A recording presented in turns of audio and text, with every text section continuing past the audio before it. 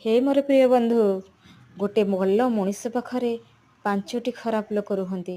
ସେ ଭଲ ମଣିଷକୁ ବି ଖରାପ କରିଦିଅନ୍ତି। ସେଠି ଆଉ କେବେ ବି ଭଲ ରହିପାରନ୍ତିନି। ସେଠି କେବଳ ଖରାପ ହିଁ ଚାଲିଥାଏ। ଯଦି 5ଟି ଭଲ ଲୋକ ପାଖରେ ଗୋଟେ ଖରାପ ଲୋକ ରୁହେ ନା, ତାହେଲେ ଖରାପ ଲୋକଟା ମଧ୍ୟ ଭଲ ହୋଇଯାଏ।